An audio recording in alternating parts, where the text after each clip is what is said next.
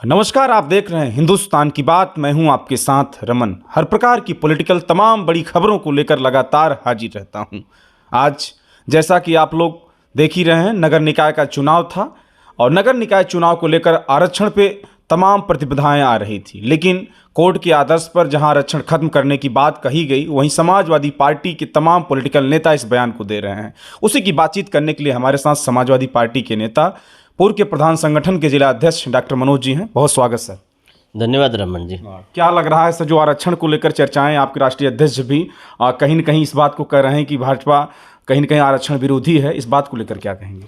नहीं, सच्चाई यही है। जहाँ तक मैं कहता हूँ कि उस आत्मा को मैं हम प्रणाम करते हुए पहले कहेंगे, डॉक्टर भीमराव अंबेडकर साहब ने इस भारत देश को पिछड़ों, गरीबों, शोषित, वंचितों को उन्होंने इसी आरक्षण से उन्होंने संविधान को लागू किया कि कम से कम जो पिछड़ा है, जो गरीब है, जो वंचित है, कम से कम आरक्षण के द्वारा उसको जो है समानता, इक्वलिटी में आने का मौका मिलेगा। इक्वलिटी क्या कहते हैं? अगर ये हम करें, जब सरकारें जो हैं वो कहते हैं कि हमारे देश में गरीब नहीं रह जाएंगे। गरीब क्या, तो आप जब आरक्षण ही ख़त्म कर देंगे तो फिर समानता आएगी कहाँ से? यही एक ऐसा है हथियार जो गरीबों के लिए, बैकवर्डों के लिए और जो एससी हैं उनके लिए, पिछड़ों जितने भी हैं, उनको समानता पे लाने के लिए बिना आरक्षण के आप आगे नहीं ले जा सकते।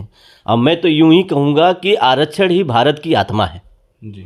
गरीबों के लिए अगर आप समानता लाना चाहते हैं तो आरक्षण आपको ख़त्म नहीं करना चाहिए। और जो ये आज भाजपा सरकार जो करने जा रही है, ये जो ख़त्म करना चाह रही है, ये एक तरीके से मैं समझता हूँ कि बैकवर्डों और एससीओं को ये एकदम से मारना चाहती हैं।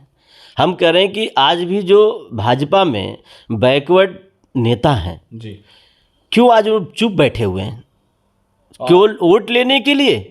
अरे आज देश किस स्थिति में चली जा रही है, देश की स्थिति क्या होते जा रही है, इस पे ये लोग चर्चा नहीं करते हैं।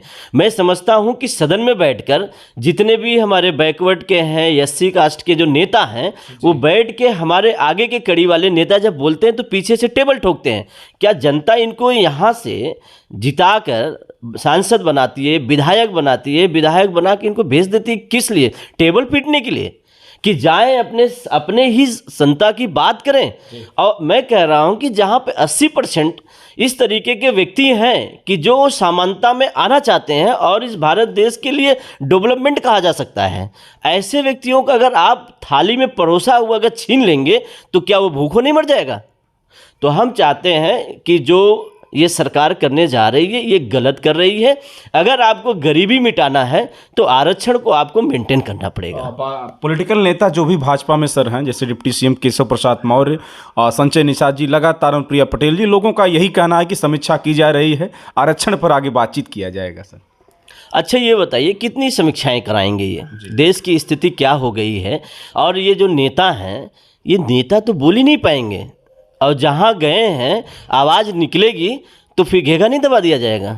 कहाँ रह जाएंगे? बोलना बड़ा मुश्किल है इन लोगों से। उम्मीद भी मत करिए आप रमन जी कि ये आरक्षण के बारे में बोल सकते हैं और अपने पार्टी के खिलाफ जाके बोल सकते हैं, क्योंकि ये सच्चाई को बोल ही नहीं सकते हैं। लेकिन सर एक सवाल है, लगातार वो कोर्ट को दोषी ठहरा रहे हैं जो पॉलिटिकल नेता हैं बैकवर्ड की भारतीय जनता पार्टी में। सरकार की बात कही जा रही है तो कह रहे हैं कोर्ट के फैसले पर हम लोग मंथन कर रहे हैं। नहीं, ये तो एक तरीके से हैं कि प्यास तो लगी है बहुत ज़्यादा और उनके मुंह में बूंद छोड़ा जा रहा है।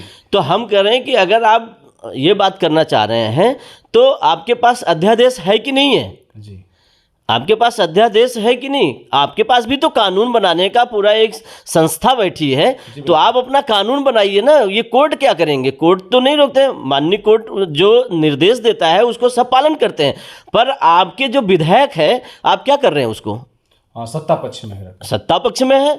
मैं कह रहा हूं कि आपके पास विधायक है, आप उसमें विधायक में आप जाइए, बैठिए, सदन में बैठिए सब लोग लेके ना, और फिर जब आपको संविधान पे बात ही करना है तो संविधान में उठा के देख लीजिए कि आप आरक्षण को लागू नहीं कर सकते या आरक्षण का बढ़ावा नहीं दे सकते। आप आरक्षण को कैसे कर सकते हैं? ये वो जो नेता हैं बीजेपी में, जो बैकवर्ड के भी नेता हैं, मैं तो उनसे कहूँगा कि आप बात करिए ना जी।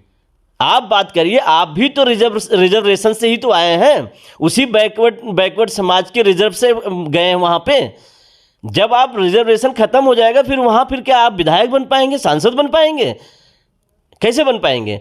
और आज ये चल रहा है, और ये सोची समझी राजनीति है कि कैसे पॉलिटिकल बैकवर्ड एससी जो राजनीति करने वाले आगे जा रहे हैं उनको कैसे ख़त्म किया जाए। और ये जब ख़त्म कर देंगे फिर आरक्षण नहीं रहेगा, लोग यहाँ पे फिर इसके बाद अधीन हो जाएंगे दूसरे के, और ये यही चाह रहे हैं। वो देश कितना आगे चला गया है, आप देखिए ना रमन जी। और आज शायद मैं तो हमारे नेताजी इस धरती पे नहीं है, मगर उनकी आत्मा जो है वो देख रही है, और उन्हीं की आत्मा के और उन्हीं की सोच से हम लोगों को भी ताकत मिलती है। आज मैं बैठा हूँ, यहाँ हूँ, या फिर पॉलिटिकल में आया, मैं एमएलसी का चुनाव भी लड़ा, शायद जो है वो हमारे नेताजी की ही देन है। मैं आज यहाँ जो पहुँचा हूँ, हम लोग जो यहाँ पे पहुँचे हैं, और आज नेताजी नहीं है, मगर नेताजी ने कितनों का भला करके गए, चाहे वो अगड़ा हो, चाहे पिछड़ा हो, चाहे एकदम नीचे वाली कड़ी का हो, मगर नेताजी ने उसको उठाया है। तो आरक्षण को लेकर दोषी किसको ठहरा रहे हैं सर? सरकार को दोषी ठहराएंगे, और किसको ठहराएंगे? अरे सरकार इसीलिए तो पिछड़ों की बात करके तो ही सरकार बनी है, पिछड़ों के ही तो नेता केशव मौर्य जी को बनाया गया था। आप बताइए वो पिछड़ों के लिए क्या कर रहे हैं? अखिलेश जी लगातार कह रहे हैं सर कि भारतीय जनता पार्टी में वो डिप्टी सीएम नहीं, नौकर के रूप में कहीं न कहीं वो। सच्चाई है, पहले स्टूल मंत्री रहा करते थे, अब उप मुख्यमंत्री बना दिए गए हैं। जबकि अब आप पल्लवी जी उनकी बात को सुनेंगे तो आपको लगेगा जो हारा हुआ व्यक्ति है वो जाके उप मुख्यमंत्री बन के बैठा हुआ है। तो आप सोचिए ना, ये क्या हो सकता है? ये तो एक रणनीति ही है कि बैकवर्ड समाज की वोट हम कैसे लेके आएंगे। तो आप बैकवर्ड समाज की वोट लेना चाहते हैं, मगर उनके अधिकार देना नहीं चाहते हैं, और यही है, मैं फिर कहता हूँ, आरक्षण ही भारत देश की आत्मा है। जी, आरक्षण पे बातचीत डॉक्टर मनोज जी हमसे कर रहे हैं, लेकिन आगामी नगर पंचायत का चुनाव भी है, इसी को लेकर आरक्षण की चर्चाएं भी बड़ी तेजी से चल रही हैं। सर, आगामी जो नगर पंचायत का चुनाव हो, क्या कहना चाहते हैं सर? देखिए, हम जानते हैं कि हमारे नेताजी अभी कहें वो कि जो महानगर हैं, महानगर टोटल बीजेपी के कब्जे में हैं जी। और बीजेपी के कब्जे में होने के नाते और ये चाह रहे हैं कि डिले भी कर जाए, और 2024 का चुनाव लड़ना चाहते हैं, इधर चुनाव कराना नहीं चाहते हैं। और जब कराएंगे महानगर में सबसे निचले स्तर पौधन पे जाएंगे ये, क्योंकि स्थिति इनको खराब हो गई। अभी महानगरों में पैसा जाता है, सब कुछ होता है, इनके नेता इनके लोग खा के बैठ जाते हैं, साफ सफाई नहीं होती, नालियों की सफाई नहीं होती, नगर के अगल बगल चिट्टी चौराहे पे सफाई नहीं होती। गांव आप चले जाएंगे जो वहाँ पे मोहल्ला है, मोहल्लों में जो सड़कें हैं वो टूट गई हैं, इंटरलॉकिंग टूट गई हैं, सड़क टूट के वहाँ पे गद्दे नाले बना रहे हैं, वहाँ कितने लोग बीमार भी हो जाते हैं। तो बताइए इसका असर जाएगा कि नहीं इनके चुनाव पे, जिसके वजह से साफ सफाई न होने के, विकास न करने के, पैसे के गमन में, पैसा गमन कर ले जाने में इनके जितने भी नेता हैं वो सब खा लेंगे। इसी के डर के नाते ये चुनाव भी नहीं कराना चाहते जल्दी, और ये नगर का चुनाव इनको इस बार बता भी देगा कि आप कितने नीचे आ गए हैं। जी, चलिए डॉक्टर साहब, बहुत बहुत धन्यवाद। आरक्षण से लेकर खास बातचीत करने के लिए हमारे साथ डॉक्टर मनोज जी थे। लगातार समाजवादी पार्टी के एक प्रोग्रेसिव नेता हैं, हर जगह पर पहुंचकर प्रचार से लेकर प्रसार करते हैं। बहुत बहुत धन्यवाद डॉक्टर साहब। धन्यवाद।